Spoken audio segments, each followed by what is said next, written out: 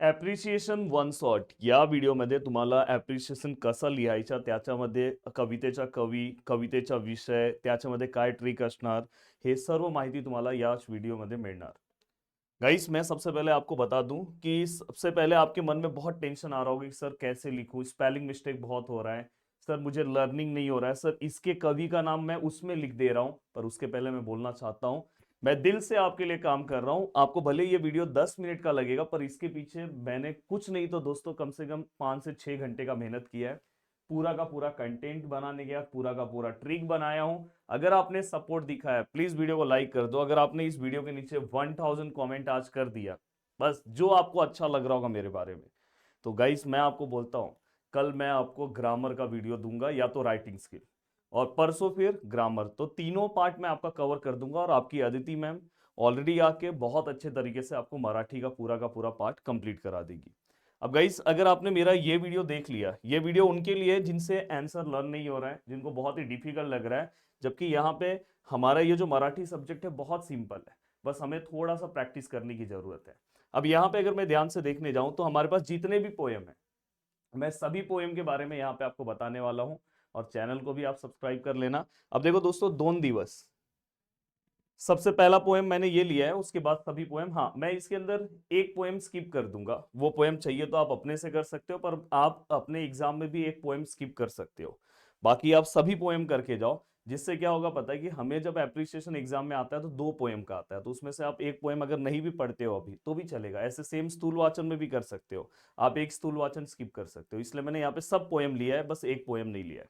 अब देखो, दोन दिवस, तो सबसे पहले कन्फ्युजन न हो इसलिए ये तरीका याद रखो। दोन नारा कोणाचा, कामगाराचा।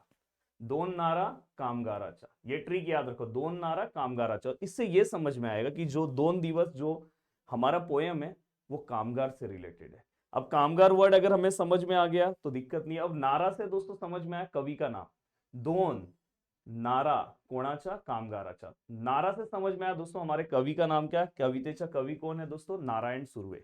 हमें कविता का कवि याद रहता है, पर बाद में कैसा होता है पता है, हम इसमें दूसरे का कवि का नाम लिख देते हैं। पर अगर आपको ये ट्रिक याद है, दोन नारा कामगारांचा, तो आपको समझ में आया दोन दिवस कवितेचा कवी कोण आहे? नारायण सुर्वे। आणि या कवितेचा विषय काय आहे? कामगार। अब यहां पे हमें समझ में आएगी कामगार के रिलेटेड ये पूरा का पूरा कविता है।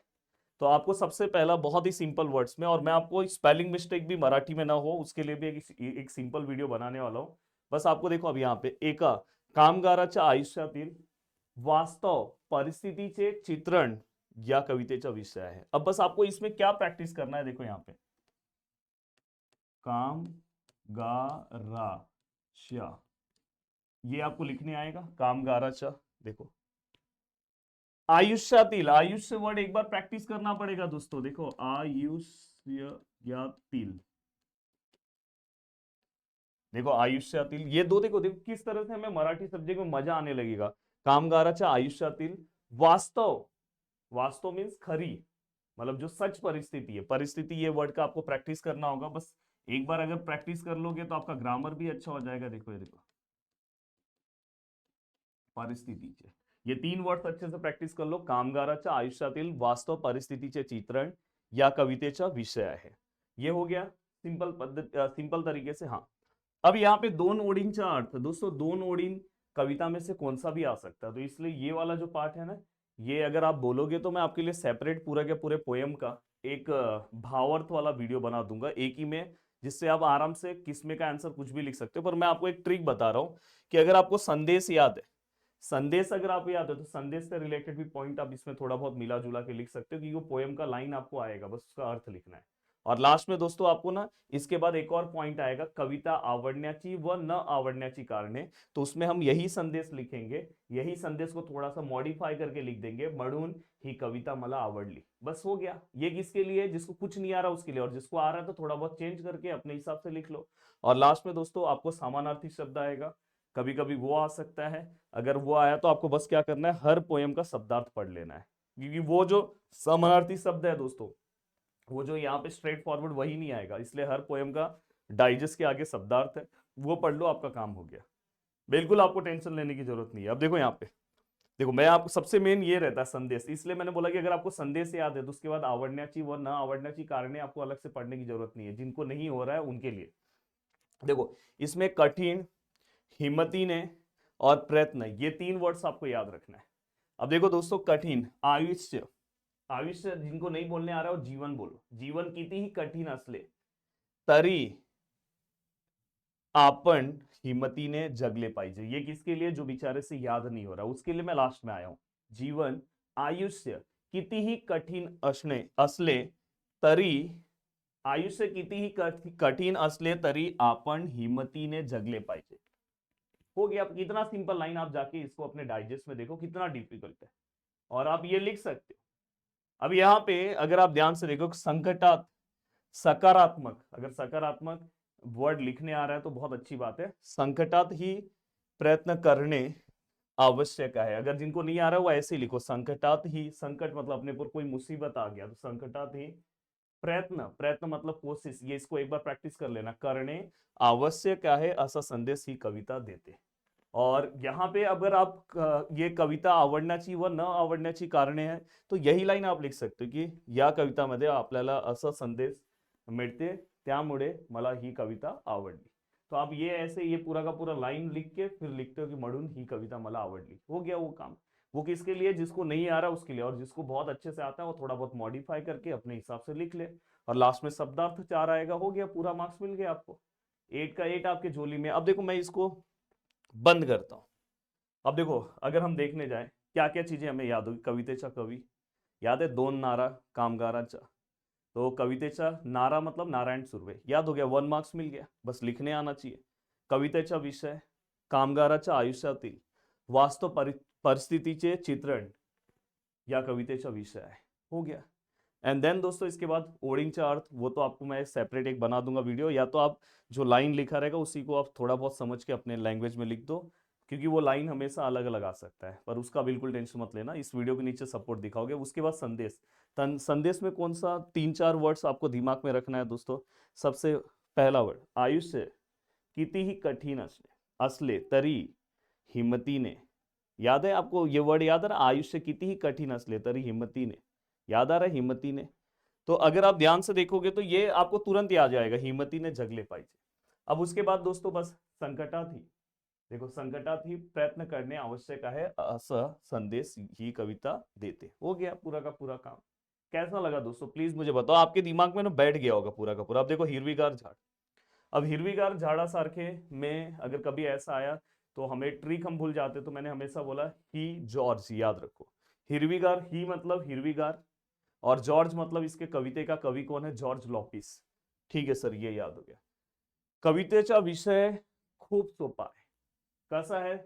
माणसाने आपले आयुष्य, आपले जीवन झाडासारखे जगावे, बस या कवितेचा विषय आहे। कितना सिंपल करके दे दिया, माणसाने आपले आयुष्य कोणासारखे जगावे? झाडासारखे। बस एक बार पढ़ो भाई, याद हो जाएगा आपको। नेक्स्ट, अब देखो यहाँ पे सेम संदेश, यहाँ पे भी आप संदेश सर कैसे याद करें, इतना सिंपल संदेश लेकर आया हूं। आप जाके डाइजेस्ट में इसका संदेश देखना, तब आपको मेरे ऊपर मतलब इतना मजा आ जाएगा, बोलोगे यार टीचर मिला। तो और मैं अगले बार से भी और इजी बनाया, इसके पहले ही मैंने 1 शॉट बनाया था, उससे और अच्छा 1 शॉट ये बनाया हूं। झाड असे जसे कोणत्याही परिस्थितीत आनंदी राहते आणि इतरांना मदत करते, तसेच आपण ही परोपकारी असावे। जैसे जो प्लांट है, जो पेड़ है, जो झाड़ है, वो चाहे कौन सा भी परिस्थिति हो, वो हमेशा कैसा रहता है दोस्तों? आनंदित रहते, एक दूसरे को मदद करते। चाहे तूफान आ जाए, कुछ आ जाए, वो बेचारा डटा रहता है आपकी मदद के लिए। कहीं छांव, आप धूप से आए हो, छांव में नीचे बैठ जाओ। तसेच आपण ही परोपकारी, परोपकारी मतलब हमें भी दूसरों के लिए हेल्प करना चाहिए। इसलिए मैं आपके लिए काम कर रहा हूं दोस्तों, कि मैं सोच रहा हूं कि मेरे प्यारे स्टूडेंट को किसी तरह से ये सब्जेक्ट बहुत आसान लगने लगे। तो देखो बस आपको क्या करना है, झाड़ जैसे कोणत्याही परिस्थितीत, आपने ये वर्ड पीछे प्रैक्टिस कर लिया है। आनंदित रहते, इतरांना मदद करते। अब अगर नहीं बोलने आ रहे तो आनंदित रहते, इतरांना मदद करते, ये 2 वर्ड्स याद कर लो। तसेच आपण ही परोपकारी असावे। आयुष्य, आयुष्य मतलब दोस्तों जीवन, आयुष्यात जीवनात कितीही संकटे आली, कितना भी संकट अगर लाइफ में आया, तरी झाडासारखे नेहमी प्रसन्न, ये प्रसन्न मतलब खुश रहना, प्रसन्न राहावे ही शिकवण ही कविता देते। हो गया। आपको 2-3 वर्ड्स याद रखना है, आनंद, मदद, परोपकारी और प्रसन्न। हो गया आपका काम। ये भी हो गया सर। अब चलते हैं सर आगे की ओर। स्वप्न करूं साकार। स्वप्न करूं साकार बहुत अच्छा ट्रिक है स्वप्न किशोर का। पहले वाले में क्या ट्रिक था दोस्तों? दोन नारा कामगारांचा। दूसरे वाले में क्या ट्रिक था? ही जॉर्ज। तीसरे वाले में स्वप्न किशोर का।